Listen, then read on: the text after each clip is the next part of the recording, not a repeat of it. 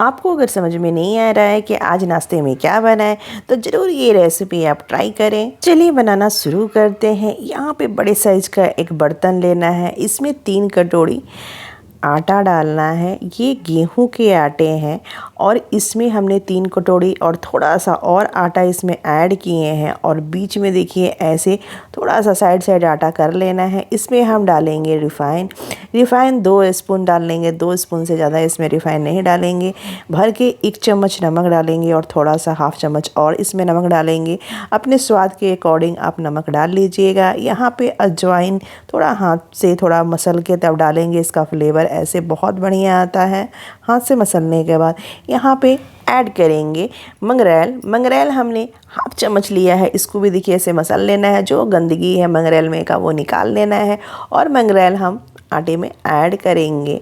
अब यहाँ पे हमने लिया है 2 बड़े साइज का मिर्च है, इसको बारीक हमने कट कर लिया है। यहाँ पे 2 बड़े साइज का प्याज लिया है, उसको भी बारीक इसमें कट करके ऐड करने हैं आटे में। सामग्री डाल के आटे में और अच्छी तरह से मिक्स करना है हाथ से। देखिए ऐसे मसल के इसको सारा सामग्री को मिक्स करना है। जो ऑयल है वो भी अच्छी तरह से इसमें मिक्स हो जाएगा, तो बहुत सॉफ्ट हमारा पराठा बनेगा। और यहाँ पे देखिए हमने पानी लिया है बड़े वाले गिलास से, उसको एक बार नहीं डालना है, थोड़ा थोड़ा करके इसको पानी को ऐड करेंगे आटे में और हाथ से ऐसे मसलेंगे और मसल के आटे को गूँथना है। जैसे हम आटा गूँथते हैं वैसे ही इसको भी गूँथना है। इससे ज़्यादा आटा में पानी नहीं डालना है। आटा में पानी हमने जितना डाला है उतना ही से आटा अच्छी तरह से गूँथा जाएगा। और इसको देखिए दोनों हाथ से ऐसे गूँथेंगे तो जल्दी गूँथा भी जाता है और आपका पराठा बनाए या पूड़ी बनाए बहुत सॉफ्ट बनता है। यहाँ पे आटा गूँथा चुका है। लोइया लेंगे, एक छोटे साइज का हमने लोइया लिया है और इसको चकले पे रख के इसको बेलन से बेलेंगे। और यहाँ पे हमने 2 लोइया लिया है, इसको देखिए यहाँ पे चकले पे रख के और अच्छी तरह से बेलना है। नीचे हमने किचन का कपड़ा रखा हुआ है कि जो हमारा चकला है वो स्लिप ना करे, घसके नहीं। और यहाँ पे देखिए कितना बढ़िया से ये हमारा यहाँ पे पराठा मैं बना रही हूँ। ये पराठा है और इसको प्याज का पराठा बोलते हैं। अगर आप बोलें तो नमक का भी पराठा बोलते हैं। और प्याज का पराठा देखिए बन के यहाँ पे रेडी हो चुका है। चलिए अब बनाना शुरू करते हैं। स्टार्टिंग में हमने थोड़ा सा आटा लेके और तवे पे लगा दिया है।